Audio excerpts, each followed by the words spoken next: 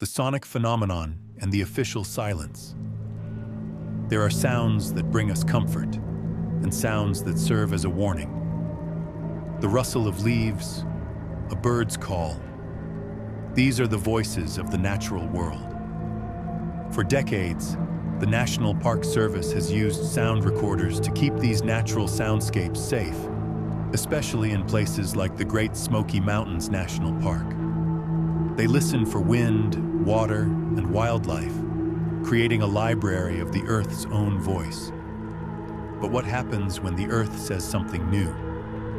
What happens when a sound shows up that doesn't belong in any catalog of the known world?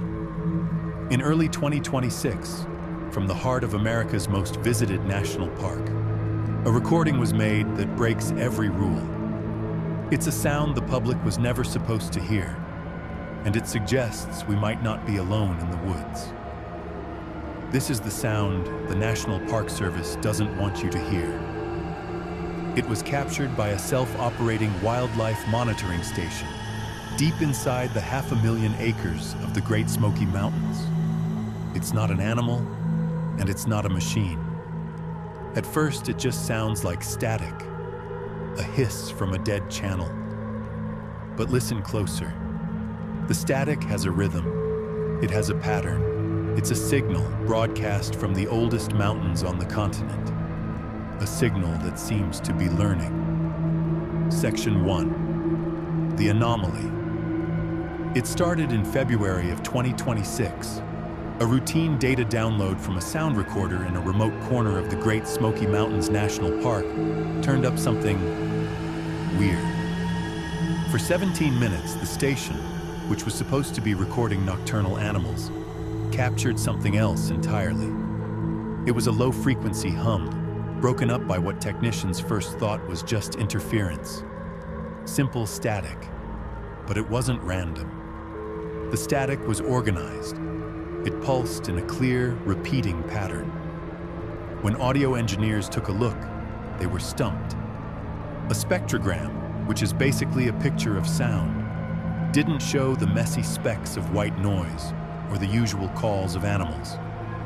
Instead, it showed structured, rhythmic bursts.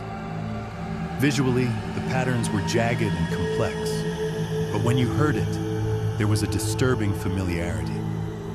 It was the rhythm of speech, a voice without a voice. They were seeing a perfect copy of the cadence of human language, but with none of the actual frequencies that make up the words we recognize.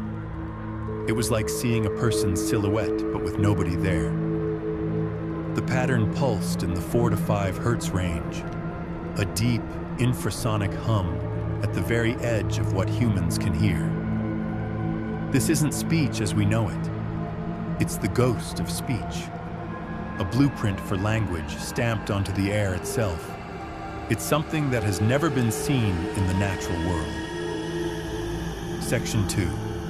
The investigation and the wall of silence. Our investigation kicked off with one simple question for the National Park Service. What is this sound? We filed a Freedom of Information Act request for every record, email, and piece of data they had on the strange audio from February 2026. Their response wasn't a no. It was something far more interesting. After weeks of waiting, we got a reply citing Exemption 7A.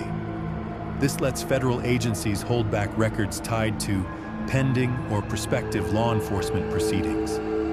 The implication was stunning. The National Park Service wasn't treating this as a natural event or a technical glitch. They were treating it like an active case. But an investigation into what? A sound? We reached out to 3 different audio ecologists who've worked with the NPS before. 2 refused to talk, and 1 even said he was under an NDA for his recent work. The 3rd, who would only speak to us if we kept his name out of it, was visibly shaken. He told us, "We've seen things in the data for years, frequencies that don't belong, patterns that mimic things. But the 2026 recording was different. It wasn't just mimicking, It was practicing. This isn't just a lack of answers. It's a deliberate wall of silence. The NPS, the very agency meant to preserve our park's natural sounds, is actively hiding a sound that might be the biggest acoustic discovery of our time. The question isn't just what the sound is anymore. It's why are they so terrified of us hearing it? Section 3, the theories. So what are we hearing? The simplest explanation is usually the right one. Skeptics might point to a technical problem. Could it be some new kind of radio interference from a satellite or some ground-based tech? It's possible. The airwaves are a crowded place, and weird signals have popped up from things as simple as broken Christmas lights. But that theory just doesn't hold up. The sound wasn't picked up by a radio.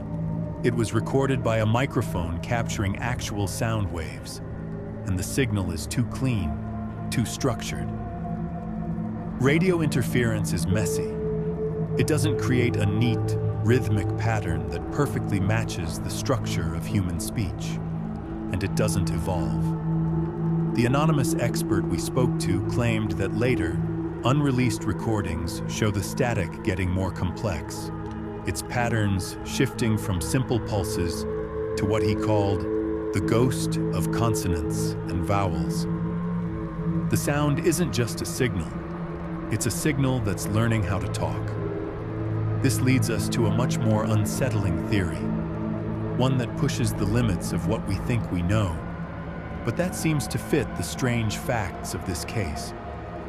What if the source is intelligent? And what if it isn't human? The Great Smoky Mountains have always been filled with legends of things unseen.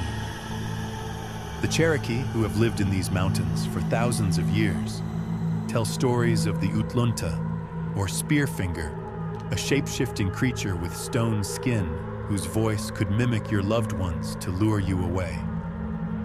They also tell of the Yunwi Tsunsti, the little people, spirit beings living inside the mountains known to create phantom music and laughter in the forest. Are these just ghost stories? Or could they be cultural records of encounters with the unexplained, with voices that don't belong? Some legends even describe a huge, cat-like beast that walked on two legs and let out a scream that sounded terrifyingly human. Could this sonic phenomenon be a modern version of these ancient legends? An intelligence that's been in these mountains for ages, that's learned that the planet's dominant species communicates with rhythmic pulses of sound?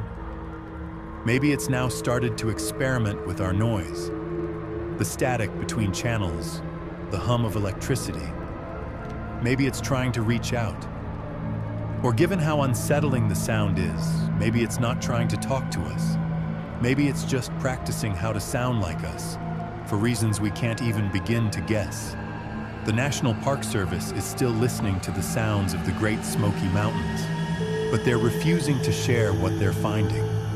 This story isn't over. It's really just beginning, and the official silence is getting deafening. That's why we need you. Share this video. Demand answers from the National Park Service. The more of us who start asking questions, the harder it will be for them to hide the truth. And if you've ever been to the Smokies or any national park and heard something you couldn't explain, a voice in the static, a sound that just felt wrong, tell us your story in the comments. It's time to break the silence. Conclusion. We're left with a recording that shouldn't exist and an official story that makes no sense. Deep in the ancient hollows of Appalachia, something is communicating. It's moved past mimicking animal calls and has started to master the very rhythm of human language. The National Park Service isn't just preserving a natural soundscape. They seem to be gatekeeping a phenomenon that could rewrite our understanding of life on this planet. A voice is speaking from the static in our oldest mountains. The only question left is, what is it saying, and why are we being kept from listening?